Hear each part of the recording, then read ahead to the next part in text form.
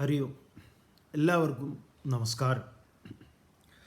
ഭഗവത്ഗീത ജ്ഞാനയജ്ഞത്തിലേക്ക് ഏവരെയും സഹർഷം സ്വാഗതം ചെയ്യുന്നു. 8-ാം അധ്യായമായ അക്ഷര ബ്രഹ്മയോഗം. ഒരു കഴിഞ്ഞ ക്ലാസ്സിൽ അനുബന്ധമായ ഒരു സംശയം, അത് ഇപ്പം തന്നെ തീർത്തു പോകേണ്ടതാണ്. അതുകൊണ്ട് ഈ സംശയത്തെ ഇപ്പോൾ ഇവിടെ എടുക്കുന്നു. ഇന്ന് സ്വാമിയുടെ വിവരണത്തിൽ പേഴ്സോണയുമായി ബന്ധപ്പെട്ട് പാരമാർത്ഥിക വ്യാവഹാരിക തലവുമായി ബന്ധിപ്പിച്ച് വ്യക്തിത്വങ്ങളെ വിവരിക്കുകയുണ്ടായി. എൻ്റെ സംശയവും ഇതുമായി ബന്ധപ്പെട്ടുള്ള ദൈവസങ്കല്പത്തിലാണ്. ഗീതയുടെ പൊരുൾ അത് അദ്വൈതവും സനാതനവുമായി ബന്ധപ്പെട്ട് മനസ്സിലാക്കിയാൽ ഏകവും നാമരൂപങ്ങൾക്ക് അതീതമായി ബ്രഹ്മം എന്ന സത്യത്തെ പ്രതിനിധാനം ചെയ്യുന്നു എന്നതും പ്രപഞ്ച സർവവും അതിൽ നിലനിൽക്കുന്നു എന്നതുമാണ്. സംശയം ഇതാണ്: അങ്ങനെയെങ്കിൽ ഭഗവാൻ നാരായണൻ, ഭഗവാൻ കൃഷ്ണൻ എന്നിവ നാമരൂപാദികളല്ലേ? ഗീതയിൽ 8-ാം അധ്യായത്തിൽ മരണസമയം എൻ്റെ നാമം സ്മരിക്കുന്നവർ എൻ്റെ പരമപദം പ്രാപിക്കുന്നു എന്ന് വിവരിക്കുന്നു. അപ്പോൾ അവിടെ ഭഗവാൻ തൻ്റെ തന്നെ നാമത്തെയല്ലേ വിവക്ഷിക്കുന്നത്? കൂടാതെ ശങ്കരഭഗവത്പാദരും നാരായണ നാമത്തെ ഒട്ടുമിക്ക കൃതികളിലും ആധാരമാക്കിയിട്ടുള്ളതും കാണാം. ഇവിടെയാണ് പരബ്രഹ്മവും നാരായണനും തമ്മിലുള്ള ബന്ധം അല്ലെങ്കിൽ വ്യത്യാസം അറിയാൻ താല്പര്യം ഉള്ളത്. അപ്പോൾ ഇതാണ് ചോദ്യം. ഇതിൽ കുറച്ച് കാര്യങ്ങൾക്ക് വിശദീകരണം ആവശ്യമുണ്ട്. ഇതാണ് നമ്മൾ ആവർത്തിച്ച് പറഞ്ഞുകൊണ്ടിരിക്കുന്നത്. ഇപ്പോൾ ഇദ്ദേഹത്തിൻ്റെ ഒരു ബോധ്യം, അതായത് ഗീതയുടെ പൊരുൾ അത് അദ്വൈതവും സനാതനവുമായി ബന്ധപ്പെട്ട് മനസ്സിലാക്കിയാൽ ഏകവും നാമരൂപങ്ങൾക്ക് അതീതമായി ബ്രഹ്മമെന്ന സത്യത്തെ പ്രതിനിധാനം ചെയ്യുന്നു എന്നതും പ്രപഞ്ച സർവസ്വവും അതിൽ നിലനിൽക്കുന്നു എന്നതുമാണ്. ശരിയാണ്, തർക്കമില്ല. ചോദ്യം അത് എഴുതിയതും വളരെ കൃത്യമായിട്ടാണ്. എങ്ങനെയാണെന്ന് പറഞ്ഞാൽ, ഗീതയുടെ പൊരുൾ അത് അദ്വൈതവും സനാതനവുമായിട്ട്, അങ്ങനെയാണെങ്കിൽ മാത്രം. കാരണം ഭഗവത്ഗീത അദ്വൈതികൾക്ക് മാത്രമല്ല പ്രമാണം, ദ്വൈതികൾക്ക് പ്രമാണമാണ്, വിശിഷ്ടാദ്വൈതികൾക്കും പ്രമാണമാണ്. അപ്പോൾ ഭഗവത്ഗീതയെ രാമാനുജൻ വ്യാഖ്യാനിക്കുന്നത് ശങ്കരഭഗവത്പാദർ വ്യാഖ്യാനിച്ചതുപോലെയല്ല. അപ്പോൾ രാമാനുജൻ്റെ വ്യാഖ്യാനം അനുസരിച്ച് നമ്മൾ അദ്വൈത ഭാവത്തെയാണോ അവിടെ പ്രകടമാക്കുന്നത് വെച്ചാൽ അല്ല. ഇനി മധ്വൻ്റേത് അങ്ങനെയാണോ എന്ന് ചോദിച്ചാൽ അതുമല്ല. അപ്പോൾ അദ്വൈതവും ദ്വൈതവും വിശിഷ്ടാദ്വൈതവും ഈ 3 ഭാവങ്ങളിലും ഇത് വ്യാഖ്യാനം ചെയ്യപ്പെട്ടിട്ടുണ്ട്. അത് കേവലം ഹിന്ദുമതത്തിൻ്റെ സനാതന ധർമ്മ ഗ്രന്ഥങ്ങൾ മാത്രമല്ല. അപ്പോൾ ഇവിടെ ഈ പ്രസ്ഥാനത്രയങ്ങളാണ് ഈ പറഞ്ഞ ഈ വിഭാഗങ്ങൾക്കൊക്കെ പ്രമാണമായിട്ട് ഉദ്ധരിക്കുക. പ്രസ്ഥാനത്രയം എന്ന് പറഞ്ഞാൽ ഭഗവത്ഗീത, മഹാഭാരതത്തിൻ്റെ കേന്ദ്രമായിട്ടുള്ള ഈ ഭീഷ്മപർവം, 6-ാമത്തെ പർവ്വമായിട്ടുള്ള ഭീഷ്മപർവം, 25 അധ്യായം മുതൽ തുടർന്ന് വരുന്ന 701 ശ്ലോകങ്ങൾ, അതാണ് ഭഗവത്ഗീത. അപ്പോൾ അത് സ്വതന്ത്ര കൃതിയല്ല, മറിച്ചൊരു മഹത്തായ കൃതിയുടെ ഒരു സന്ദർഭമാണ്. ഇതൊക്കെ ആമുഖമായിട്ട് നമ്മൾ പറഞ്ഞിട്ടുള്ള. എന്തായാലും ആ ഭഗവത്ഗീതയും ബ്രഹ്മസൂത്രം വേദത്തിൻ്റെ സമസ്ത താത്പര്യങ്ങളെ വേദവ്യാസൻ സംഗ്രഹിച്ച് അവതരിപ്പിച്ചിട്ടുള്ളതാണ്, ആണ് ബ്രഹ്മസൂത്രം. പിന്നെയുള്ളത് ഉപനിഷത്തുക്കൾ. ഈ ബ്രഹ്മസൂത്രവും ഭഗവത്ഗീതയും വ്യാസരുടെ കൃതിയാണ്. ഉപനിഷത്തുക്കൾ വ്യാസരുടേതല്ല. എന്നാൽ വ്യാസർ ഉപനിഷത്തുക്കൾക്കൊക്കെ ഒരു അടുക്കും ചിട്ടയൊക്കെ ഉണ്ടാക്കിയിട്ടുണ്ട്. കാരണം വേദത്തെ വ്യസിച്ചു എന്നുള്ളത് കൊണ്ടാണല്ലോ കൃഷ്ണദ്വൈപായൻ എന്ന ഋഷിക്ക് വേദവ്യാസൻ എന്നുള്ള പേര് കിട്ടിയത്. വേദത്തെ ഇങ്ങനെ ഋക്കെന്നും യജുസ്സെന്നും സാമമെന്നും അഥർവമെന്നും അതിലെ മന്ത്രം, സംഹിത, ആരണ്യകം, ഉപനിഷത്ത്, അതിൻ്റെ പഠനത്തിനുള്ള സൗകര്യങ്ങൾ, ഗൃഹസ്ഥാശ്രമം, ബ്രഹ്മചര്യാശ്രമം, വാനപ്രസ്ഥം, സന്യാസം തുടങ്ങിയിട്ടുള്ള വർണ്ണാശ്രമ ധർമ്മങ്ങൾ ഇതൊക്കെ കൊണ്ടുവന്നത്. അപ്പോൾ മിഷണറി പ്രവർത്തകൻ എന്ന നിലയിൽ ആദ്യത്തെ മിഷണറി ഇത് സമൂഹത്തിൽ നിലനിർത്തേണ്ടുന്നതിൻ്റെ അടുക്കും ചിട്ടയുമായ സംവിധാനക്രമത്തെ രൂപപ്പെടുത്തിയ ആൾ വ്യാസരാണ്. വ്യാസരിൽ നിന്നാണ് പിന്നീട് അതൊക്കെ താഴേക്ക് വരുന്നത്. അപ്പോൾ ഉപനിഷത്തുക്കൾ, അത് പ്രധാനപ്പെട്ട ഉപനിഷത്തുക്കളായി ശങ്കര ഭഗവത്പാദർ 10 ഉപനിഷത്തുക്കളെ കണക്കാക്കുന്നു. 11 ഉപനിഷത്തുകൾ, ഏകാദശ ഒരു ഉപനിഷത്തും കൂടെ ഉണ്ട്.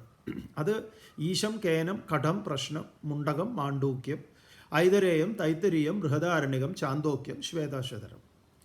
ഇങ്ങനെ 11 ഉപനിഷത്തുകൾക്ക് ഭഗവത്പാദർ ഭാഷ്യം ചമച്ചു. ഒരു ഉപനിഷത്തിന് 2 ഭാഷ്യവും, കേനത്തിന് പദഭാഷ്യവും ഭാഷ്യവും ചമച്ചു. അപ്പോൾ ഇതെല്ലാം തന്നെ ഈ ഉപനിഷത്തുക്കളെയും, ഈ ഏകാദശോപനിഷത്തുക്കളെയും, ഭഗവത്ഗീതയെയും ബ്രഹ്മസൂത്രത്തെയും ചേർത്ത് പറയുന്ന പേരാണ് പ്രസ്ഥാനത്രയം. അല്ലാതെ പ്രസ്ഥാനത്രയം എന്ന് പറഞ്ഞാൽ വേറൊരു സാധനമില്ല.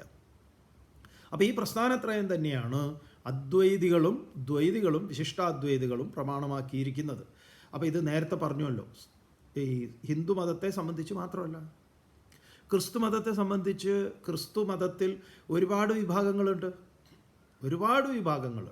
ആ വിഭാഗങ്ങൾക്കൊക്കെ ബൈബിൾ പ്രമാണമാണ്.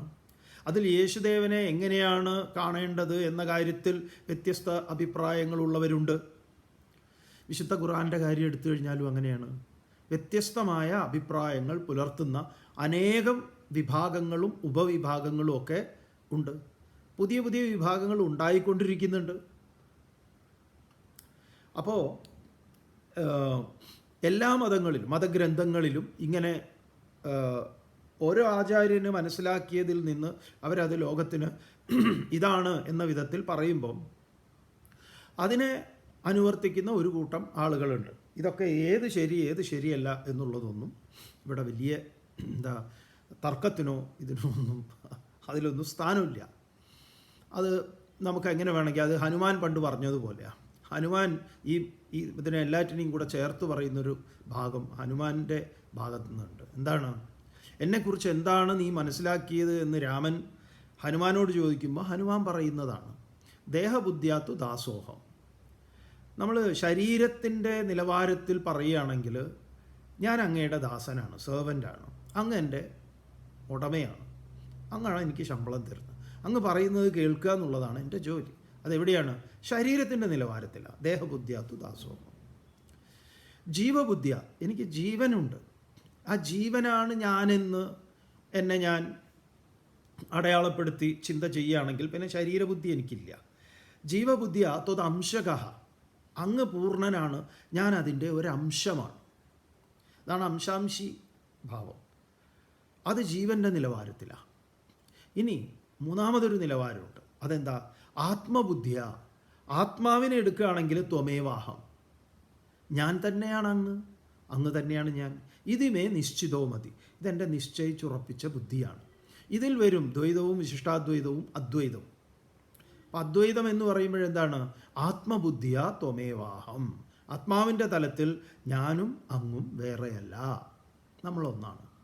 പിന്നെ നമുക്ക് ചോദ്യത്തിലേക്ക് വരാം. ഈ ചോദ്യകർത്താവ് തന്നെ അദ്വൈതപരമായി എന്ന് പറഞ്ഞതുകൊണ്ട് മറ്റുള്ളതിനെ നമ്മൾ, അല്ലെങ്കിൽ ഗീത ഇതാണ് എന്ന് തർക്കം പറഞ്ഞാൽ ബുദ്ധിമുട്ടായി പോകും.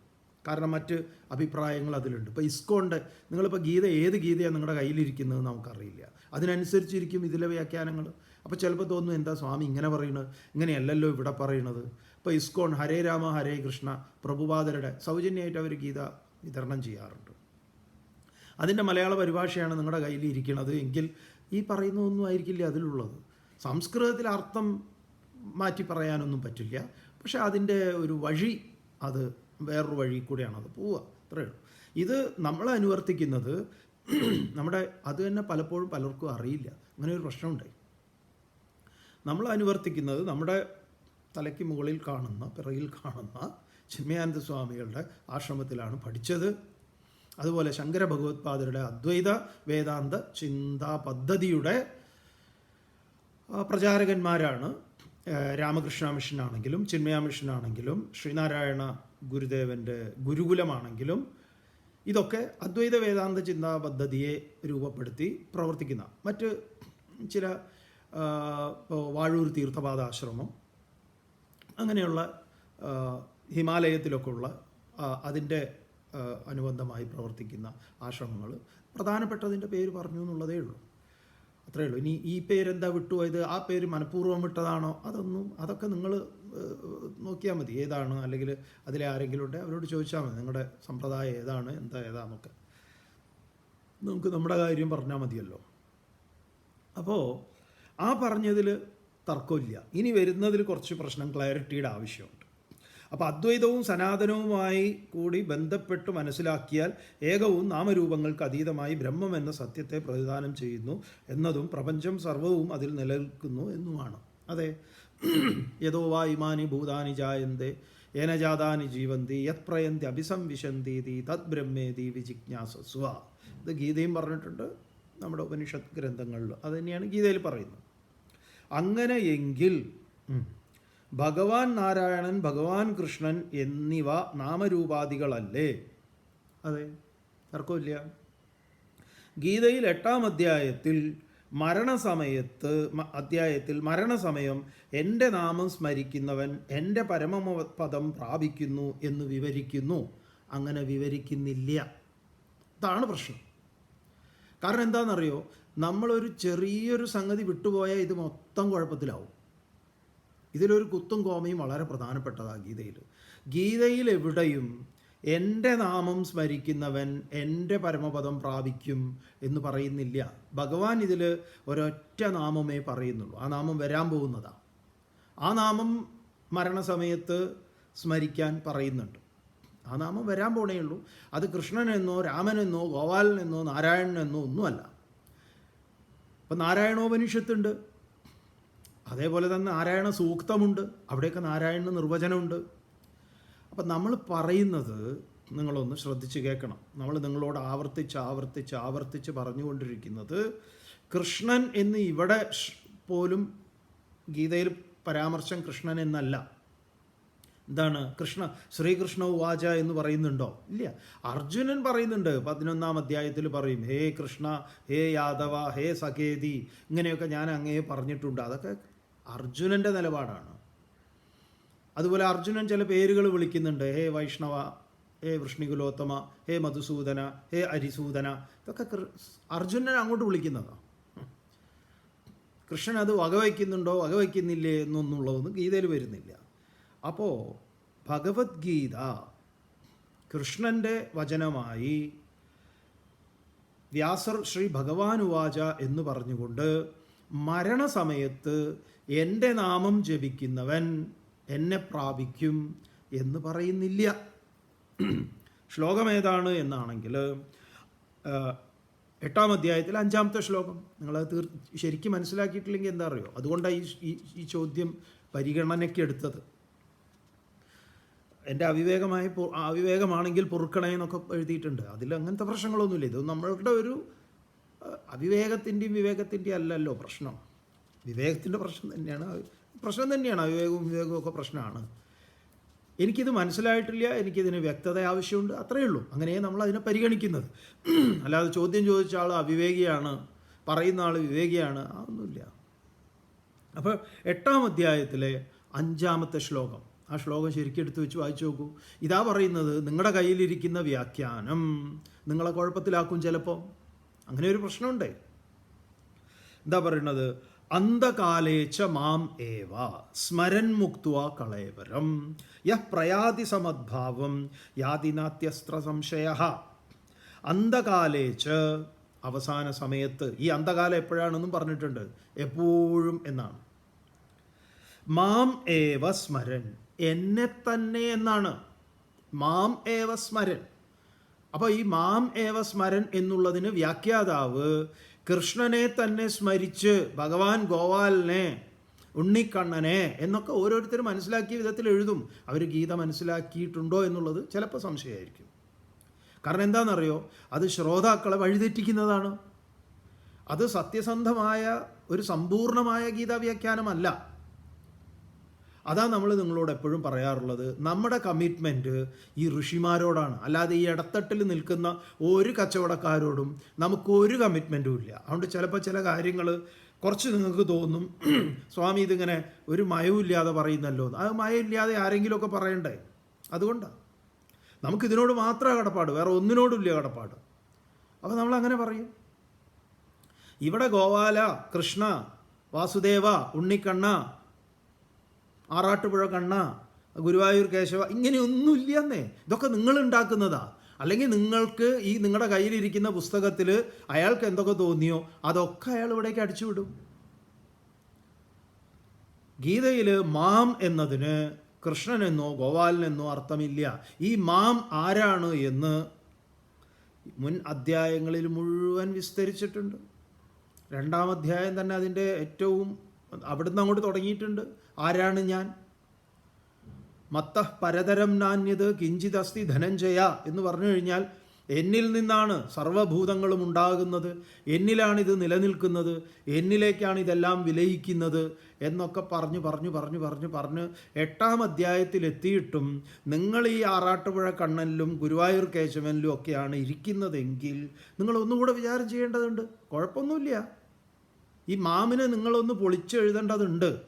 ഗീതയിൽ എന്താണോ മാം അഹം എന്ന് ഭഗവാൻ പറയുന്നത് അവിടേക്ക് നമ്മൾ വരേണ്ടതുണ്ട്. അല്ലെങ്കിൽ എന്താണെന്നറിയോ, ഇതിൻ്റെ അവസാന ഒരു ഭാഗമുണ്ട്, ഭഗവത്ഗീതയുടെ സമാപനം, ഉപസംഹാര ശ്ലോകം. അവിടെ എന്താ പറയുക? യഥാ യഥാ ഹി ധർമ്മസ്യ ഗ്ലാനിർഭവതി ഭാരത അഭ്യുത്ഥാനമധർമ്മസ്യ സർവധർമാൻ പരിത്യജ്യ. അതും ഇത് നമ്മൾ എടുത്തു കഴിഞ്ഞതാണ്. അതും ഇതിന് ചേരുന്ന ശ്ലോകം തന്നെയാണ്.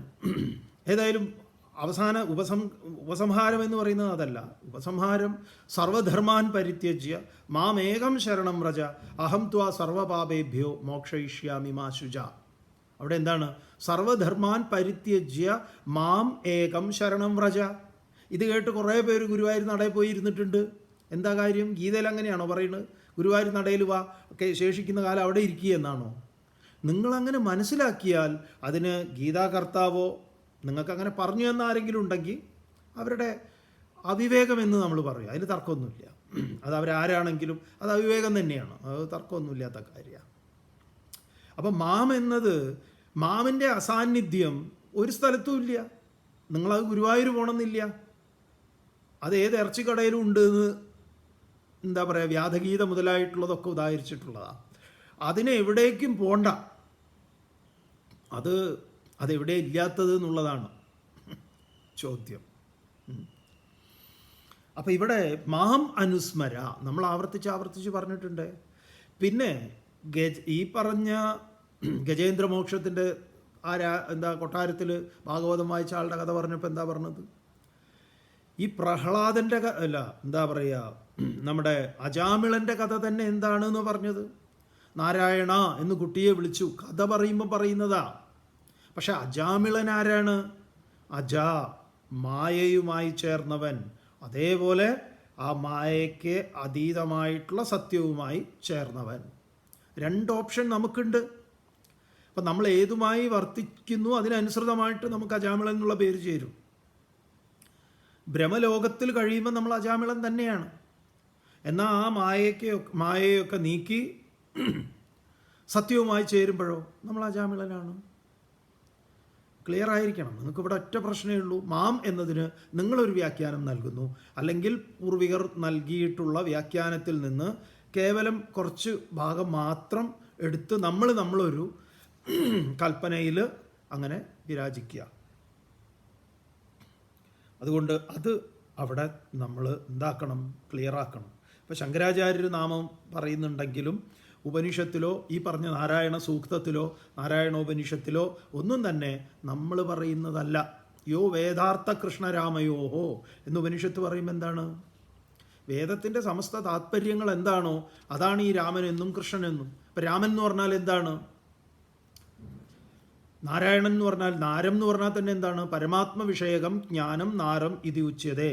പരമാത്മാവിനെ സംബന്ധിക്കുന്ന, ബോധത്തെ സംബന്ധിക്കുന്ന, ബ്രഹ്മത്തെ സംബന്ധിക്കുന്ന ജ്ഞാനത്തെയാണ് നാരം എന്ന് പറയുന്നത്. അയനം എന്ന് പറഞ്ഞാലോ അതിലേക്കുള്ള സഞ്ചാരം, അതിൻ്റെ യാത്ര, അതിൻ്റെ ഗമനം. അതാണ് രാമായണവും അങ്ങനെയാണ്. രാമസ്യ അയനം, രാമൻ്റെ സഞ്ചാരം, രാമനിലേക്കുള്ള സഞ്ചാരം. അപ്പം രാമൻ ആരാണ്? സർവേഷു ഭൂതേഷു രമന്തേതി രാമ. സർവഭൂതങ്ങളിലും ഏതൊന്നാണോ നിലനിൽക്കുന്നത് അതാണ് രാമൻ. അപ്പോൾ ഈ റോഡ് സൈഡിലൊക്കെ ഒരു അമ്പും വില്ലുമായിട്ട് നിൽക്കുന്ന ഒരു രാമനുണ്ടല്ലോ, ആ രാമൻ വേറെ. ആ രാമൻ അല്ല. അപ്പോൾ അത് രാമനല്ലേ? അത് രാമനല്ലേ എന്ന് ബോർഡ് വെച്ചവരോട് ചോദിക്കണം. ഇവിടെ രാമൻ എന്ന് നമ്മുടെ ധർമ്മശാസ്ത്രത്തിൽ ആചാര്യന്മാർ പറയുമ്പം ആ രാമൻ ഇതുമായിട്ട് ബന്ധമൊന്നുമില്ല. അതൊക്കെ പിൽക്കാലത്ത് ഓരോ ചിത്രകാരന്മാർ അതൊക്കെ അനുസരിച്ച് കഥയ്ക്ക് അനുസരിച്ചൊക്കെ വരച്ചുണ്ടാക്കിയതാണ്. ഇതൊരു വലിയ പ്രശ്നമാണ്. നമുക്കിപ്പോൾ ഈ ശാസ്ത്രം മനസ്സിലാക്കുന്നതിൽ നമ്മൾ തെറ്റായി മനസ്സിലാക്കി വെച്ചിരിക്കുന്നതിനെ, ഈ ഉപ്പുകല്ലിൻ്റെ കഥ നമ്മൾ പറഞ്ഞിട്ടുണ്ടല്ലോ, ഈ ഉപ്പുകല്ല് ഒഴിവാക്കാൻ കുറച്ച് പ്രയാസ പലർക്കും. അതുകൊണ്ട് ഒട്ടുമിക്ക കൃതികളിലും അതാണ്. അപ്പോൾ ഇതാണ് ഈ വിഷയത്തിൽ നമുക്ക് നിങ്ങളോട് ആവർത്തിച്ച് പറയാനുള്ളത്.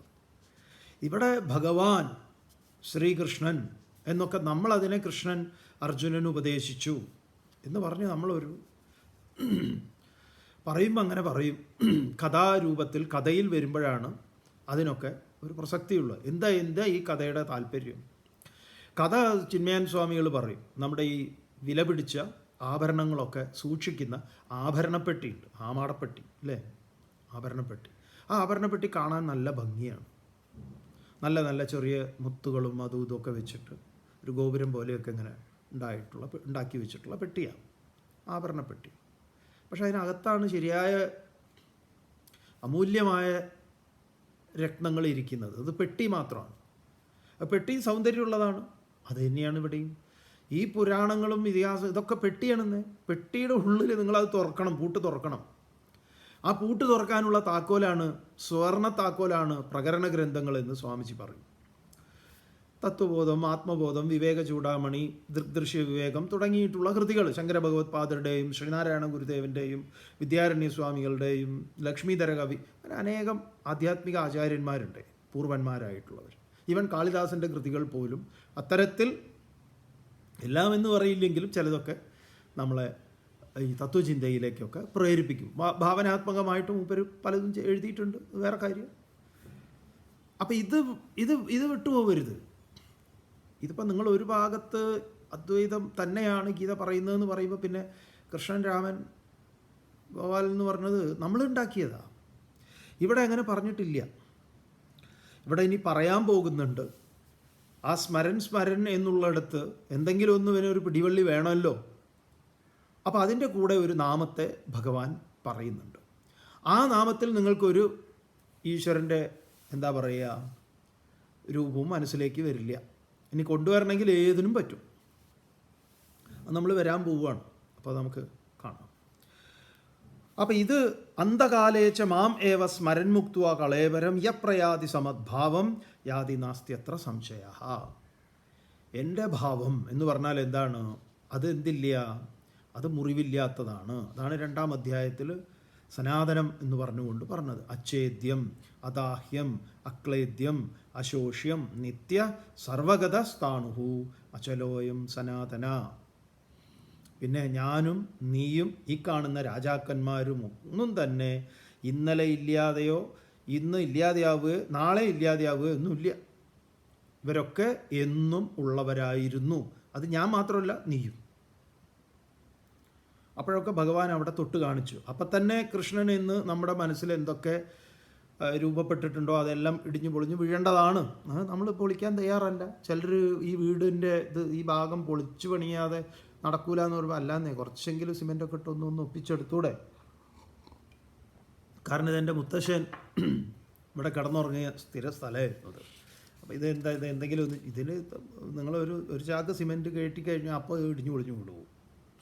അതുകൊണ്ട് ഇത് പൊളിച്ച് തറ ശരിയാക്കിയിട്ട് മുകളിലാക്കി ഒരു മുറി എക്സ്റ്റെൻഡ് ചെയ്ത് എടുക്കുക എന്നുള്ളതേ ഇതിന് വഴിയുള്ളൂ. വേറെ ഈ തറ വെച്ചുകൊണ്ട് ഒന്നും ചെയ്യാൻ പറ്റില്ല. എന്നതുപോലെ നിങ്ങൾ ഈ ഒരു പഴയ ഇടിഞ്ഞു പൊളിഞ്ഞ തറയിൻ്റെ മുകളിലേക്കാണ് ഈ ഗീതയെ അടുത്ത് വെക്കാൻ പോണതെങ്കിൽ അത് ബുദ്ധിമുട്ടാണ്. അത് ഇടിഞ്ഞു പൊളിഞ്ഞ് താഴെ വീഴും. അതുകൊണ്ട് മൊത്തം തറ തന്നെ ഒന്ന് ഇളക്കി പണിയണം. അപ്പോൾ അതാണ് നമ്മൾ ചെയ്യുന്നത്. അപ്പോൾ ചിലവില്ലേ എന്ന് ചോദിച്ചാൽ അതിന് ചിലവുണ്ട്. എന്ത് ചിലവാണ്? ഇടിച്ചു പൊളിക്കുന്ന ചിലവുണ്ട്. അത് തന്നെ. അപ്പം അതുകൊണ്ട് നിങ്ങൾ വിഷമമൊന്നും വിചാരിക്കണ്ട. ശരിയായ അപ്പോൾ കൃഷ്ണൻ തന്നെ സമാധാനമാവും. നിങ്ങളെക്കുറിച്ച് ഒരാൾ തെറ്റിദ്ധാരണ ഉണ്ടായിരുന്നു, നിങ്ങളെക്കുറിച്ച്. പിന്നെ ഒരാൾ വന്ന് പറയുകയാണ്, നോക്കൂ നിങ്ങളെക്കുറിച്ച് എനിക്കൊരു തെറ്റിദ്ധാരണ ഉണ്ടായിരുന്നു കേട്ടോ, പക്ഷേ അതിപ്പോഴാണ് എനിക്ക് മാറിയത് എന്ന് പറയുമ്പോൾ നിങ്ങൾക്കൊരു സന്തോഷമാവില്ല. ആവും, മാറിയല്ലോ മതി എന്ന പോലെ കൃഷ്ണന് സമാധാനം ഉണ്ടാവും നമ്മളോടെ. ഇതിപ്പോൾ അല്ലാതെ കൃഷ്ണൻ തന്നെ പറഞ്ഞിട്ടുണ്ടല്ലോ, അവജാനന്തി മാം മൂഢാഹ എന്ന്. എന്നെ ഇവന്മാർ പരിഹസിക്കുകയാണ്, ഓവർ ടൈം എടുത്ത് എന്നെ വഷളാക്കിക്കൊണ്ടിരിക്കുകയാണ് എന്ന് കൃഷ്ണനും രാമനും ഒക്കെ പറയുന്നുണ്ട്. അതുകൊണ്ടാണ് നമ്മൾ നിങ്ങളോട് പറയുന്നത്, നമ്മുടെ വിശ്വാസങ്ങൾക്ക്, നമ്മുടെ ആചാരങ്ങൾക്ക് ഒരു പ്രമാണത്തിൻ്റെ, ധർമ്മശാസ്ത്രത്തിൻ്റെ ഫലം ആവശ്യമാണ്, ഒരു പിന്തുണ വേണം. അല്ലാതെ എന്തെങ്കിലുമൊക്കെ ആണെങ്കിൽ അത് ആർക്കാ സാധിക്കാത്തത്? ഏത് കുട്ടിച്ചാത്തനെയും നമുക്ക് എന്തും പറയാം, അതിൽ കാര്യമില്ല. അപ്പോൾ ഇവിടെ ധർമ്മശാസ്ത്രത്തിൻ്റെ ഒരു പിൻബലത്തിലാണ് അത്. നമ്മൾ നിങ്ങളോട് പറഞ്ഞിട്ടുണ്ട്, സഗുണമാണെങ്കിലും നിർഗുണമാണെങ്കിലും.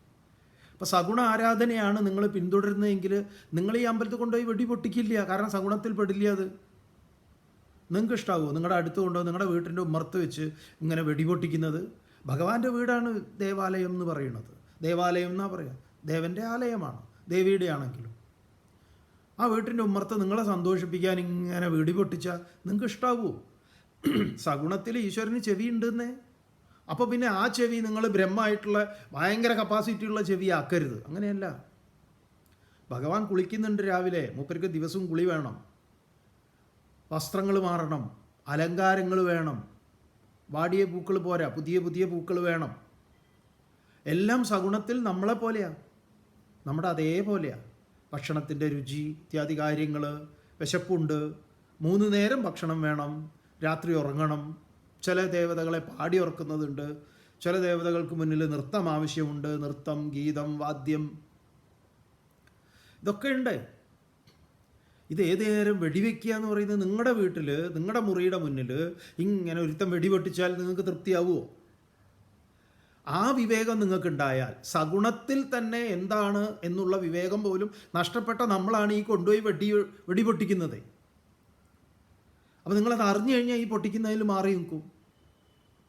പകരം ആ പൊട്ടിക്കുന്ന കാശ് വേറെ എന്തെങ്കിലും ഒരു കുട്ടി, പഠിക്കാനുള്ള ഒരു കുട്ടിക്ക് നോട്ട് ബുക്ക് മേടിക്കാൻ നിങ്ങൾ പോയിരിക്കും. അത് കൂടുതൽ ഗുണപരമായൊരു കാര്യമാണ്, ഈശ്വര പൂജയാണ്. അപ്പം സഗുണം പോലും നമ്മൾ ചെയ്യുന്നത് ഈശ്വര നിന്ദാപരമായ കാര്യങ്ങളാണ്. അതാണ് ഈ ധർമ്മശാസ്ത്രം പഠിച്ചാൽ അനാചാരങ്ങളിൽ നിന്ന് നമ്മൾ ഒഴിവാകും. മറിച്ച് ആചാരങ്ങൾക്കൊക്കെ പൂർണ്ണമായ വ്യക്തതയും ധാരണയുണ്ടാവും. അതുകൊണ്ടാണ് ഭഗവത്പാദർ പറഞ്ഞത് എന്ത്?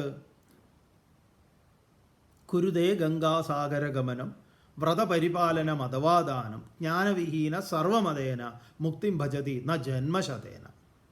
100 ജന്മം ഇത് ചെയ്തു കഴിഞ്ഞാലും ഇവന് ഇതുകൊണ്ടുള്ള പ്രയോജനം ഉണ്ടാവില്ല. കാരണം എന്താ? ജ്ഞാനം കൂടാതെ. ഗുരുതേ സാഗരഗമനം, ആ കുംഭമേളയ്ക്കൊക്കെ പോയി അവിടുന്ന് സെൽഫി എടുത്ത് ഫോട്ടോ ഒക്കെ ഇട്ടു. എന്താ കാര്യം?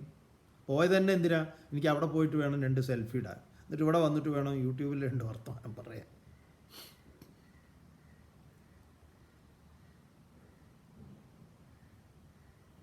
ഇനി വ്രതങ്ങളാണെങ്കിലും എന്തൊക്കെയാണെങ്കിലും ജ്ഞാനവിഹീന സർവമതേന മുക്തിം ഭജതി ന ജന്മശതേന. അത് ഇതിൻ്റെ പരമപ്രമാണമാണ്. അപ്പം മാം അനുസ്മര എന്ന് പറഞ്ഞാൽ ബാക്കിയെല്ലാം തന്നെ നമ്മൾ നമ്മുടെ സങ്കല്പത്തിൽ ഉണ്ടാക്കുന്നതാണ്. അത് ഇതിലേക്ക് ഏച്ചുകൂട്ടി വെക്കരുത്. നിങ്ങളുടെ വ്യാഖ്യാനങ്ങൾ നിങ്ങൾ നോക്കേണ്ടതുമാണ്. ആരുടെ വ്യാഖ്യാനമാണെങ്കിൽ. ഇനി ഏതെങ്കിലുമൊക്കെ വ്യാഖ്യാനത്തിൻ്റെ ഫോട്ടോ കോപ്പി നമുക്ക് അയച്ചു തന്നിട്ട് സ്വാമി ഇതിലിങ്ങനെ ഇല്ലേ, അതിലങ്ങനെ ഇല്ലേ. സംസ്കൃതത്തിൽ മാം അനുസ്മര എന്ന് പറഞ്ഞാൽ കൃഷ്ണനാമത്തെ സ്മരിക്കലാണ് എന്ന് പറയുന്നത് തെറ്റാണ്, ഭാഷാപരമായി തെറ്റാണ്. എന്തുകൊണ്ടെന്നാൽ മാം എന്നത് ആരാണ്, എന്താണ് എന്ന് വ്യാസരുടെ കൃതിയായത് കൃഷ്ണനിലൂടെ തന്നെ ഇവിടെ പറയപ്പെട്ടിട്ടുണ്ട്. ഞാൻ ഇന്ന നാമത്തിൽ അറിയുന്നവനാണ്, ഈ ശിവകാശി കലണ്ടറിലൊക്കെ ഉണ്ടാക്കി വെച്ചതുപോലത്തെ ഒരാളാണ് ഞാനിന്ന് ഗീതയിലെവിടെയും പറഞ്ഞിട്ടില്ല. അതൊക്കെ നമ്മൾ ഇത് ഗീത പഠിക്കുന്നതിന് മുമ്പ് കൃഷ്ണനെക്കുറിച്ച് നമുക്ക് ഉണ്ടായിട്ടുള്ള ഒരു ചിന്തയാണ്. അത് ഇതിന്ന് എന്താ പറയുക, മാറ്റാനാണ് നമ്മൾക്കിപ്പോൾ കഷ്ടപ്പാടുള്ളത്. നേരത്തെ മുത്തശ്ശൻ്റെ ആ തറ പൊളിക്കാനുള്ള ബുദ്ധിമുട്ട്, കാരണം അത് മുത്തശ്ശൻ്റെ കാലത്തുള്ളതാണ് തറ. ഇത് എളുപ്പത്തിലൊന്നും പൊളിക്കാൻ ബുദ്ധിമുട്ടാണ്. തറയൊന്നുമില്ല, വെറുതെ പേരിന് 2 മണ്ണ് ഇട്ട് അങ്ങോട്ട് ഇതാക്കി വെച്ചത്, അതിനാ ഈ തറ എന്ന് പറയുന്നത്. അത് തന്നെ പെരിച്ചാഴിയൊക്കെ കയറി അപ്പുറത്തും ഇപ്പുറത്തും നമ്മുടെ തറയുടെ കാര്യമാണ് പറയണതേ. പെരിച്ചാഴി ഇതിലും ഇതിലൊക്കെ പോകുന്നുണ്ട്. അതുകൊണ്ട് നിങ്ങളത് പൊളിച്ച് നല്ല കോൺക്രീറ്റ് ബെൽറ്റ് അടിക്കുന്ന പരിപാടിയാണ് ഇത്. ഇത് സൗജന്യമായിട്ട് തരാമെന്ന് പറഞ്ഞിട്ടും വേണ്ടാന്നാണ് പറഞ്ഞത്. ആ പൊളിഞ്ഞ് ആ പെരിച്ചാഴി ദ്വാരട്ട അത് തന്നെ ഇരിക്കട്ടെ എന്നാണ്. കാരണം ഇടയ്ക്ക് ഈ പെരിച്ചാഴി കയറി ഇറങ്ങുന്നത് ഒരു രസമാണ്. ഇത് മനസ്സിലാവുന്നുണ്ടാവുമെന്ന് വിചാരിക്കുന്നു. എന്തായാലും നമുക്ക് ഇതാണ് ഈ വിഷയത്തിൽ നമുക്ക് പറയാനുള്ളത്. ഇത് നിങ്ങൾ ശ്രദ്ധിക്കുക. നാമം പറയാൻ പോകുന്നുണ്ട്, ആ സമയത്ത് നമുക്ക് നോക്കാം. യം യം വാപി സ്മരൻ ഭാവം പറയുക. യം യം വാപി സ്മരൻ ഭാവം. ഇനി ഓരോരുത്തർ അവരവരുടെ സങ്കല്പത്തിനനുസരിച്ച് എന്ത് ഭാവത്തെയാണ് ഉണ്ടാക്കി സ്മരിക്കുന്നത്. ത്യജത്യന്തേ കളയപരം, അവരുടെ ശരീരം ഉപേക്ഷിക്കുന്നത്. യം യം വാപി സ്മരൻ ഭാവം ത്യജത്യന്തേ കളയപരം തം തമേവൈതി കൗന്ദേയ സദാ തദ്ഭാവഭാവിത. അവർ ഏതേത് ഭാവത്തെയാണോ സ്മരിച്ചുകൊണ്ട് ശരീരത്തെ ഉപേക്ഷിക്കുന്നത്, തദ്ഭാവഭാവിത തം തം ഏവ ഏതി, അവരതിനനുസരിച്ചിട്ടുള്ള രൂപത്തെ തന്നെ പ്രാപിക്കുന്നു. അവരതിനനുസരിച്ചാണ് പോവുക. അതും പറഞ്ഞു കഴിഞ്ഞിട്ടുള്ളതാണ്. അതുകൊണ്ട് എന്താ ഭഗവാൻ പറഞ്ഞത്? തസ്മാത് സർവേഷു കാലേഷു മാം അനുസ്മര യുദ്ധ്യച. എന്നെ സ്മരിച്ചുകൊണ്ട് യുദ്ധം ചെയ്യൂ. അപ്പോൾ അവിടെ എന്താണ്? എന്നെ സ്മരിക്കുമ്പോൾ പിന്നെ അവിടെ എന്തില്ല? ഞാനെന്നും എൻ്റേതെന്നുമായ അയഥാർത്ഥ്യമായി നമ്മൾ കെട്ടിപ്പൊക്കിയെടുത്തിട്ടുള്ള അഹങ്കാരത്തിൻ്റെ പരിത്യാഗം. അതാണ്. പിന്നെ അവിടെ എന്താ ഉള്ളത്? കർമ്മം മാത്രമേ ഉള്ളൂ. അത് നീ നിഷ്കാമമായി ചെയ്യും. അത് യുദ്ധമാണെങ്കിലും. അർജുനനെ മുന്നിലേക്ക് എന്തിനാ ഗീതയിൽ വെച്ചത്? ലോകത്തിലെ ഏറ്റവും സങ്കീർണമായ ഒരു കർമ്മമാണ് ആളെ കൊല്ലേണ്ടി വരുന്ന യുദ്ധം ചെയ്യൽ. അങ്ങനെ ആ സങ്കീർണമായ ഒരു കർമ്മം ഇന്ന് ലോകത്തിൽ അതുണ്ട്. മിലിറ്ററിയെ സംബന്ധിച്ചും ചിലപ്പോൾ പോലീസിനും ഒക്കെ അങ്ങനെയൊക്കെ ചിലപ്പോൾ വേണ്ടി വരും. ചിലരെ അങ്ങനെ ചെയ്യേണ്ടി വരും. അപ്പോൾ അമേരിക്കയിലൊക്കെ ഒരു ഫയറിങ്, എന്തെങ്കിലും ഒരു ഗൺ ഫയറിങ് നടത്തിയ ആളെ അവർ അപ്പം ശരിയാക്കും. പിടിച്ചു കൊണ്ടുപോയി കോർട്ടിൽ വിചാരണ ചെയ്യൽ, ആ പരിപാടികളൊന്നുമില്ല. നേരെ നെറുന്തലയ്ക്ക് തന്നെ വെടിവെക്കുക. നിങ്ങൾ ന്യൂസിൽ കാണുന്നില്ലേ? ഷൂട്ടറെ അവർ കൊല്ലുന്നുള്ളതിൽ ഒരു തർക്കമില്ലാത്ത കാര്യമാണ്. അപ്പോൾ പോലീസിന് അവരങ്ങനെ കൊല്ലേണ്ടി വരും. നമ്മളതിനെ അതിലെ ന്യായവും അന്യായവും പറയല്ല, അത് വേറെ. പക്ഷേ അങ്ങനെ കൊല്ലേണ്ടി വരുന്ന ഒരാളെ സംബന്ധിച്ച് ഞാൻ എൻ്റെ താല്പര്യത്തിന് അവനെ ഞാൻ കൊന്നു എന്നുള്ളത് വന്നു കഴിഞ്ഞാൽ അയാൾക്ക് വലിയ പ്രശ്നങ്ങളുണ്ട്. നമുക്ക് ഈ സൈന്യത്തിലും പോലീസിലും ഒക്കെ പ്രവർത്തിക്കുന്ന, പ്രത്യേകിച്ച് ഈ അമേരിക്കയിലൊക്കെ ഉള്ളവർക്ക്, അവർക്ക് ഒരുപാട് മാനസിക പ്രശ്നങ്ങളുണ്ട്. അത് നമ്മളൊരിക്കൽ നമ്മുടെ മലയാളിയായിട്ടുള്ള ഒരു ഡോക്ടറെ പരിചയപ്പെട്ടിരുന്നു. അപ്പോൾ അവർ പറയുകയാണ്, അപ്പോൾ ഈ ഡ്രോൺ കൺട്രോൾ ചെയ്യുന്ന ഒരു വിദ്വാനുണ്ട്. ഇദ്ദേഹം ഇതുപയോഗിച്ചിട്ടാണ് ഈ ആളുകളെ ആ ഓരോ എന്താ പറയുക ഒക്കെ അവരുടെ താവളത്തിൽ കൊണ്ടുപോയി തകർക്കുന്നത്. അങ്ങനെ നിരപരാധികളായിട്ടുള്ളവരെ കൊല്ലേണ്ടി വന്നിട്ടുണ്ട്. അപ്പോൾ അതവർ നിരീക്ഷിക്കുന്നുണ്ടായിരുന്നു. അതിൽ കുട്ടികളും സ്ത്രീകളും ഒക്കെ പെടുന്നുണ്ട്. അപ്പോൾ അതിൻ്റെ ഒരു വല്ലാത്തൊരു, അതിൽ നിന്ന് അവർ പുറത്ത് കിടക്കാൻ വേണ്ടിയിട്ട് അവർക്ക് ഈ കൗൺസിലിങ്ങും. അപ്പോൾ അവിടെ എന്താ കൊടുക്കുന്നത്? കാരണം നിങ്ങളുടെ പേഴ്സണലായിട്ടുള്ള ഒരു ഇഷ്യൂ അല്ല നിങ്ങൾ ഹാൻഡിൽ ചെയ്തത്. നിങ്ങളിതിനെ പേഴ്സണലായിട്ട് എടുക്കുന്നു. നിങ്ങളിതിനെ പേഴ്സണലായിട്ട് എടുക്കുമ്പോൾ നിങ്ങൾക്ക് ഈ ജോലി ചെയ്യാൻ പറ്റിയ ഒരാളല്ല. അപ്പോൾ നിങ്ങളതിനെ എങ്ങനെ വേണം എടുക്കാൻ? ടോട്ടലി ഡിറ്റാച്ച്ഡ് ആയിരിക്കണം. അതൊരു വലിയൊരു മനുഷ്യനെ സംബന്ധിച്ച് അങ്ങനെ മാനുഷികമായതിനെ മുഴുവൻ തേച്ചു മായ്ച്ചുകൊണ്ട്, അതാണ് ഗീതയിൽ ഇപ്പോൾ ഇവിടെ പറയുന്നത്. നിങ്ങളുടെ ജോലി അതാണ് എങ്കിൽ നിങ്ങൾ അതിനെ ഇങ്ങനെ ചെയ്യണം. അല്ലാതെ നിങ്ങൾ ചെയ്താൽ നിങ്ങൾക്കത് ബുദ്ധിമുട്ടുണ്ടാക്കും. വേറെ ഒരു രക്ഷയില്ല. അപ്പോൾ മയ്യർപ്പിത മനോബുദ്ധി, ഇവിടെയും നമ്മൾ കൃഷ്ണനിൽ ബുദ്ധിയെ സമർപ്പിച്ച് ഈ കൃഷ്ണൻ എന്നതിനെ, മയി എന്നതിനെ കൃത്യമായി പറഞ്ഞിട്ടില്ല, നിങ്ങൾക്ക് ബോധ്യപ്പെട്ടിട്ടില്ല എങ്കിൽ വീണ്ടും ഇത് പ്രശ്നമാവും. പിന്നെ എന്തൊക്കെ പ്രശ്നങ്ങൾ ഉണ്ടാവും എന്നറിയോ? അപ്പോൾ ഈ കൃഷ്ണനെ മാത്രമാവുമ്പോൾ അപ്പോൾ ഗണപതിയുടെ കാര്യത്തിൽ എന്താവും തീരുമാനം, ദേവിയുടെ കാര്യത്തിൽ എന്താണ്? മറ്റ് കുറേ ദേവതകളൊക്കെ ഉണ്ടല്ലോ, അവരെയൊക്കെ അവഗണിച്ചുകൊണ്ട് ഒരാളിപ്പോൾ ഈ കൃഷ്ണൻ തന്നെ ഇപ്പോൾ ഒരു മറ്റുള്ളവരെക്കാളിലൊക്കെ കേമനാണ് ഞാനെന്ന് പറയല്ലേ, അപ്പോൾ അവർക്കൊക്കെ അതൊരു വിഷമാവില്ലേ? ഇങ്ങനെ ചിന്തിക്കുന്നവരുണ്ട്.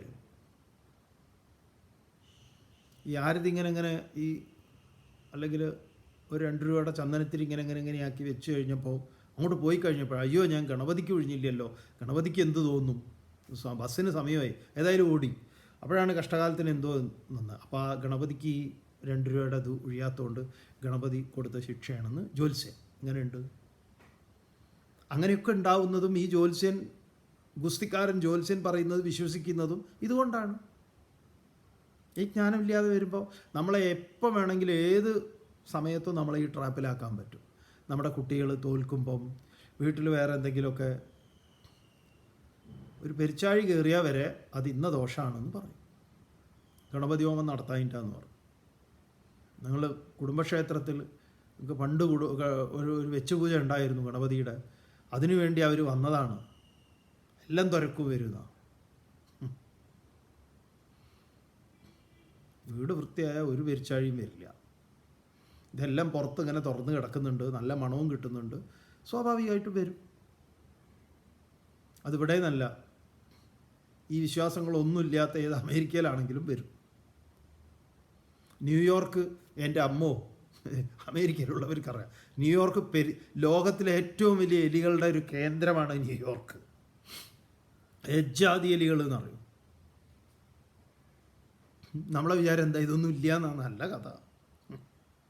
നമ്മൾ കണ്ടു പേടിച്ചു പോയിട്ട് ഒരു റെസ്റ്റോറൻറ്റിലെ ഇവന്മാർ വരിയായിട്ട് ഓടുന്നു. അമേരിക്കയിൽ ഏറ്റവും കൂടുതലുള്ളതാണ് ന്യൂയോർക്കിലാണ്. സ്ട്രീറ്റിലൊക്കെ ഇഷ്ടം മാതിരി ഉണ്ട്. ഭയങ്കര സ്കിൽഡായിട്ടുള്ളവന്മാരാണ്. റോഡൊക്കെ ക്രോസ് ചെയ്യുന്നത് കാണണം. ട്രാഫിക് ലൈറ്റ് വരെ അവന്മാർക്ക് അറിയാം. ആളുകൾ ക്രോസ് ചെയ്യുന്നതിൻ്റെ അതേ ട്രാക്കിൽ വേഗം ക്രോസ് ചെയ്യും. അവിടെ പിന്നെ അധികം ജ്യോത്സ്യന്മാരില്ലാത്തതുകൊണ്ട് അവരതൊന്നും വിശ്വസിക്കില്ല. എത്ര കണ്ടിട്ടാണ് ഇതിന് ഒരു മരുന്നും പല പരിപാടികളൊക്കെ ഉണ്ട്, വെമ്മാരെ പിടിക്കുന്നതും പുകയിടുന്നതും അങ്ങനെ പലതും ഉണ്ട്. എന്നാലും നിയന്ത്രണാതീതമായിട്ട് അവരുണ്ട് അവിടെ. നിങ്ങൾക്ക് പരിചയമുള്ള ആരെങ്കിലും, ന്യൂയോർക്കാണ്, അമേരിക്കയിൽ ഇനി ഏതെങ്കിലും ഒരു അലാസ്കയിൽ ജീവിക്കുന്നവനേ ഇവിടെ എലിയൊന്നും ഇല്ല എന്ന് പറഞ്ഞാൽ അത് കേട്ടിട്ട് പറയണ്ടാകും. ട്രൈ സ്റ്റേറ്റിൽ ഏറെക്കുറെ, അത് ന്യൂജേഴ്സി ആണെങ്കിലും ന്യൂയോർക്ക് ആണെങ്കിലും കണക്റ്റിക്കട്ടിലാണെങ്കിലും അവിടെയൊക്കെ ഉണ്ട്, ഇവന്മാരുണ്ട്. കാരണം ഏത് സിറ്റി, വലിയ സിറ്റി ആണെങ്കിൽ ഇംഗ്ലണ്ടിൽ നല്ല സിറ്റികളിലെല്ലാം ഇവർക്ക് ഫുഡ് കിട്ടാനുണ്ട്. അവിടെ ഇവിടെയൊക്കെ പീസായിട്ടും പിന്നെ ഈ റെസ്റ്റോറൻറ്റിൽ നിന്നൊക്കെ കിട്ടുന്ന ഓയിലി ആയിട്ടുള്ളതും അതും ഇതൊക്കെ ഇവർക്കുണ്ട്, ഇഷ്ടംമാതിരി കിട്ടാനുണ്ട്. ശനി ഞായറാണ് ഇവരുടെ, വെള്ളി ശനി ഇവരുടെ ഏറ്റവും, ഇവർക്ക് ദിവസം വരെ അറിയാം, വീക്കെൻഡാണ് ഇവരുടെ ഡേ. അപ്പോൾ നമ്മുടെ വീട്ടിലും വരുന്നത് അതിൻ്റെ ഭാഗമായിട്ടാണ്. അല്ലാതെ ഗണപതിയോ നിങ്ങളുടെ കുടുംബത്തിൻ്റെ ഏതോ ഒരു ഗണപതി ക്ഷേത്രമുണ്ട് അവിടെ അത് മുടങ്ങിയിരിക്കുക, അപ്പോൾ അത് ചോദിക്കാൻ വേണ്ടി വന്നതാണെന്നൊക്കെ പറയുമ്പോൾ നിങ്ങളും വിശ്വസിക്കും.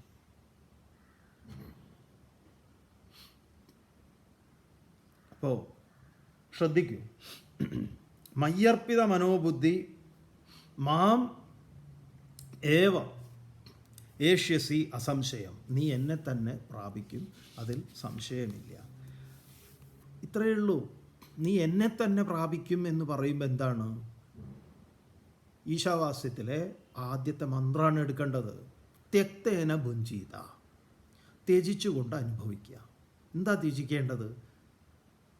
അഹമേഷാം മമ ഏതേ, ഞാൻ അവരുടേത്, അവർ എൻ്റേത്, ഞാനെന്നും എൻ്റേതെന്നും. ഇത് അയാഥാർത്ഥ്യവുമാണ്. അതിന് യാഥാർത്ഥ്യവുമായി ബന്ധമില്ല. അത് കഴിഞ്ഞു കഴിഞ്ഞാലോ പിന്നെ ഞാൻ മാത്രമേ ഉള്ളൂ. ആ ഞാൻ ആരാണ്? അഹം ബ്രഹ്മാസ്മിയാണ്. പിന്നെ അവിടെ വേറെ ഒരു സാധനവും ഇല്ല. പിന്നെ കൃഷ്ണൻ്റെ രാമൻ്റെ കാര്യമൊന്നും ചോദിക്കരുത്, ഒന്നുമില്ല. അവിടെയാണ് നമ്മൾ രാമകൃഷ്ണദേവൻ്റെ ഉപ്പുപാവയുടെ കാര്യം പറയുന്നത്.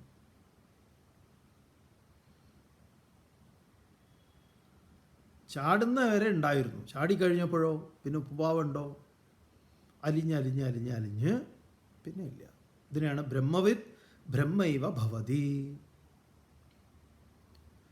സത്യാന്വേഷകൻ ബ്രഹ്മാന്വേഷകൻ ബ്രഹ്മമായി തീരുന്നു.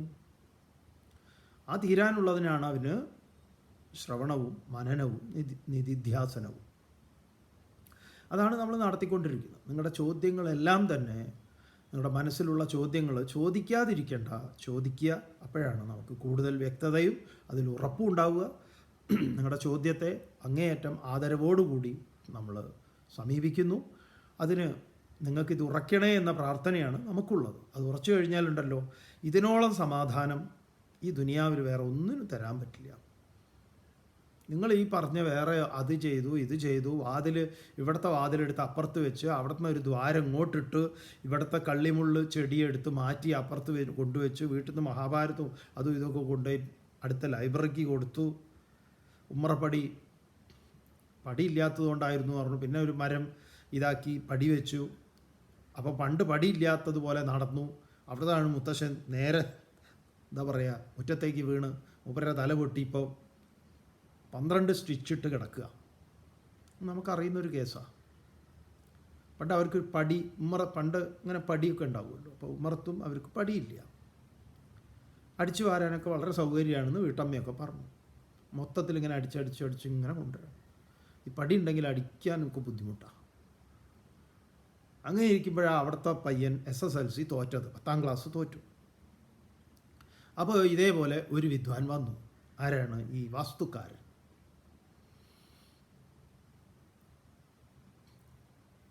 ഏതോ ഒരു വിദ്വാൻ്റെ ശിഷ്യനാണെന്നൊക്കെ പറഞ്ഞിട്ട് അങ്ങൊരു കണ്ടുപിടിച്ചു 10ാം ക്ലാസ് തോറ്റവൻ്റെ കാരണം എന്താ. ഇവൻ പഠിക്കാത്തതാണ്.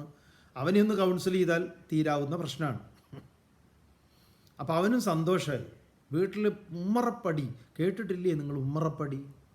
അങ്ങനെ ഉമ്മറപ്പടിയെ സംബന്ധിക്കുന്ന 4 പാട്ടുകൾ, സിനിമാ പാട്ടും. ഉമ്മറപ്പടി കേട്ടിട്ടുണ്ട്. ഇവിടെ നിങ്ങളുടെ വീട്ടിൽ എവിടെയാണ് ഉമ്മറപ്പടി? ഉമ്മറപ്പടി ഇപ്പോൾ എവിടെയാണെന്ന് ചോദിച്ചു കഴിഞ്ഞാൽ അങ്ങനെ അവരെ കുഴപ്പിച്ച് ഇവിടെ ഒരു പടി വേണം എന്ന് പറഞ്ഞ് അവസാനം ഒരു തേക്കിൻ്റെ മരമൊക്കെ ഏർപ്പാടാക്കി, ആശാരിയെ ഏർപ്പാടാക്കി. ചുരുക്കി പറഞ്ഞാൽ അവിടെ ഒരു നല്ല കട്ടയ്ക്ക് ഒരു പടി അങ്ങോട്ട് ഉണ്ടാക്കി വെച്ചു. പഴയതുപോലെ ഈ വലിയ പൂപ്പൻ പുറത്തുനിന്ന് ഇങ്ങോട്ടേക്ക് നടന്നതാണ്. ഈ പടി വെച്ചതിൻ്റെ 2ാമത്തെയോ 3ാമത്തെയോ ദിവസമാണ്. ഇയാൾ പഴയതുപോലെ നടന്നു. നേരെ അതാ കിടക്കുന്ന മുറ്റത്ത് സാഷ്ടാംഗ നമസ്കാരം. ആരോ വിചാരിച്ചു ഏതോ സ്വാമിയാർ വന്ന് നമസ്കരിക്കാൻ നിൽക്കുകയാണ്. നോക്കുമ്പോൾ എന്താ തനിയെ വീണതാ. പിന്നെ എടുത്ത് ആശുപത്രിയിലൊക്കെ കൊണ്ടുപോകുമ്പോഴേക്കും നെറ്റിയിൽ നിന്ന് നല്ല കാലത്തിന് ആരൊക്കെയോ പറഞ്ഞു കണ്ണ് പറ്റിയില്ലല്ലോ എന്ന്. പോരെ, ഈശ്വരാനുഗ്രഹം എന്ന്. ഇത് വേറെന്തോ ആവേണ്ടതായിരുന്നു. ഈ പടി കാത്തു എന്ന്. ഇങ്ങനെ ഉണ്ട്. കാശികാനന്ദഗിരി സ്വാമി പറയും, ജ്യോത്സ്യന്മാരെ കുറിച്ച് പറയുമ്പം പറയും, കുട്ടി ആണാണോ പെണ്ണാണോ എന്നറിയാൻ വേണ്ടി ജ്യോത്സ്യരെടുത്ത് പോയി ചോദിച്ചപ്പോൾ ജ്യോത്സ്യം പറഞ്ഞു പുത്രോ എന്ന പുത്രി എന്ന് പറഞ്ഞാൽ അതിലെങ്ങനെ വേണമെങ്കിൽ പറയാം, എങ്ങനെ വേണമെങ്കിൽ വ്യാഖ്യാനിക്കുക. കേൾക്കുമ്പോൾ എന്താണെന്നറിയോ? പുത്രോ ന പുത്രി. പുത്രനല്ല പുത്രിയാണ്. ഇപ്പോൾ ഇവർക്ക് 2 പുത്രന്മാരായിരുന്നു. ഒരു പുത്രി വേണമെന്നുള്ള ആഗ്രഹത്തിലാണ് പോയത്, അന്വേഷിക്കാൻ പോയത്. സ്കാനിങ് ഒന്ന് ചെയ്തത് എന്താണെന്ന് അറിയണ്ടേ എന്നൊക്കെ ചോദിക്കുക. ആ സ്കാനിങ്ങിലൂടെ ലിംഗനിർണയമൊക്കെ നടത്തുന്നതിൻ്റെ മുമ്പുള്ളതാണ് ഈ ജ്യോത്സ്യൻ്റെ കഥ. പുത്രോ എന്ന പുത്രി. അപ്പോൾ ഇവരെന്ത് മനസ്സിലാക്കി? പുത്രോ ന പുത്ര, പുത്രനല്ല പുത്രി. അതേത് തന്നെയാണ്. പുത്രോ ന പുത്രി ഒരേ സാധനമാണ്. പുത്രോ ന പുത്രി എന്നുള്ളത് നകാരം, നിഷേധാർത്ഥം. നിങ്ങൾക്ക് എങ്ങോട്ട് വേണമെങ്കിൽ ചേർക്കാം. ഇതുപോലെയാണ് നമ്മുടെ തലമണ്ട പൊട്ടി 16 സ്റ്റിച്ചിട്ടാലും ഇവരെന്ത് പറയും? ഇതുകൊണ്ട് ഈ പടി കാത്തു. ഏത് പടിയാണോ നമുക്ക് ഈ ഗതി വരുത്തത് ആ പടി കൊണ്ട് നമുക്ക് നമ്മുടെ ജീവൻ തിരിച്ചു കിട്ടിയതാണ്. ശരിക്കും മുത്തശ്ശൻ തട്ടിപ്പോണ്ട മുത്തശ്ശനായിരുന്നു. എന്നാലും എന്തെങ്കിലും ഒന്ന് വേണ്ടേ? ഭഗവാൻ അങ്ങനെ അങ്ങോട്ട് പൂർണ്ണമായിട്ട് ഒഴിവാക്കാൻ പറ്റില്ലല്ലോ. അതുകൊണ്ട് ഭഗവാൻ ചെറിയൊരു കൊടുത്തു, പടി കാത്തു എന്ന് പറയും. അതുകൊണ്ട് നമ്മളെപ്പോഴും ഈ ഇത്തരം വിശ്വാസങ്ങളിൽ നമ്മൾ തല വെച്ചു കൊടുത്താൽ പിന്നെ അതിൽ തന്നെ നമ്മൾ ആനന്ദം കണ്ടെത്തും. ഈ പറഞ്ഞ എല്ലാറ്റിനും ഉടായ്പകളുണ്ട്. പക്ഷേ നിങ്ങൾ ശാസ്ത്രം പഠിച്ചാൽ നിങ്ങൾ ഇത്തരം ഉടായ്പിൽ നിന്ന് മാറി കുറച്ചുകൂടെ നിങ്ങൾ വിവേകിയായി ഈ എല്ലാ ലൊട്ടിലൊടുക്കിലും പോയി ചാടാതെ, എല്ലാ കിലുക്കിക്കുത്തിലും പോയി പെടാതെ കുറച്ചുകൂടെ നിങ്ങളുടെ ജീവിതത്തിന് അന്തസ്സുണ്ടാവും. അതാണ് ഇതിൻ്റെ ഒരു ഗുണം. അതുകൊണ്ട് ഇത് മനസ്സിലാക്കണം. മനസ്സിലാക്കുന്നതും ഇതേപോലെ ആയിക്കഴിഞ്ഞാൽ പ്രശ്നമാണ്. അതുകൊണ്ട് എന്നെ അഭ്യാസയോഗയുക്തേന ചേതസാ നാന്യഗാമിന പരമം പുരുഷം ദിവ്യം യാതി പാർത്ഥാനു ചിന്തയന്ന. നമ്മൾ കഴിഞ്ഞ ഈ ശ്ലോകം വരെയാണ് എടുത്തത്. ഏത്? തസ്മാത് സർവേഷു കാലേഷു മാം അനുസ്മര യുദ്ധ്യച മയ്യർപ്പിത മനോബുദ്ധി. എന്നിൽ തന്നെ ബുദ്ധിയെ അർപ്പിച്ച് മാം ഏവ ഏഷ്യസി അസംശയം. എന്നിൽ തന്നെ നീ പ്രാപിക്കും, എന്നെ തന്നെ പ്രാപിക്കും. അപ്പം നിങ്ങൾക്ക് അവിടെ തന്നെ സംശയം വേണ്ടതല്ലേ? എന്നെ തന്നെ പ്രാപിക്കും എന്ന് പറഞ്ഞാൽ ഏത് എന്നെ? നേരത്തെ പറഞ്ഞ എൻ്റേതും അവൻ്റേതും എന്നൊക്കെ ഉള്ള ഈ ചിന്ത മാറിക്കഴിഞ്ഞാൽ പിന്നെ ഉള്ളത് ഈ സത്യമാണ്. അതുമായിട്ടാണ് നിങ്ങൾ താതാത്മ്യം പ്രാപിക്കുന്നത്. അതിലിപ്പോൾ ഇത് താതാത്മ്യം പ്രാപിക്കുക എന്നതൊക്കെ ഭാഷാപരമായ പരിമിതികളാണ്. സൂര്യോദയം സൂര്യാസ്തമയം എന്ന് പറയുന്നത് പോലെ അങ്ങനെ മനസ്സിലാക്കിയാൽ മതി. ഭാഷയ്ക്ക് അതിൻ്റെ പരിമിതികളുണ്ട്. അതുകൊണ്ടാണ് ഈ ഉപനിഷത്തിലൊക്കെ എന്താ പറയുന്നത്? യത് വാച അനഭ്യുദിതം ഏന വാഗ അഭ്യുദ്യതേ. വാക്കുകൊണ്ട് അതിനെ പറയുക എന്നുള്ളത് ബുദ്ധിമുട്ടാണ്. വാക്കുകൾക്ക് അതീതമാണ്. വാക്കുകൾക്ക് എപ്പോഴും ഈ പ്രശ്നങ്ങൾ ഉണ്ടാവും. അവിടെയാണ് നമ്മളത് മനസ്സിലാക്കിയെടുക്കേണ്ടത്. അപ്പോൾ തുടർന്നുള്ള ഭാഗം ഈ പറഞ്ഞ ഉപദേശങ്ങളൊക്കെ വരാൻ പോകുന്നു. വളരെ പ്രധാനപ്പെട്ട അധ്യായമാണ്. അർജുന, നമുക്ക് നാളെ കാണാം. ഓം പൂർണ്ണമതഃ പൂർണ്ണമിദം പൂർണ്ണാത് പൂർണ്ണമുദച്യതേ പൂർണ്ണസ്യ പൂർണ്ണമാദായ പൂർണ്ണമേവാവശിഷ്യതേ. ഓം ശാന്തി ശാന്തി ശാന്തി. ഹരി ഓം. ശ്രീ ഗുരുഭ്യോ നമഃ.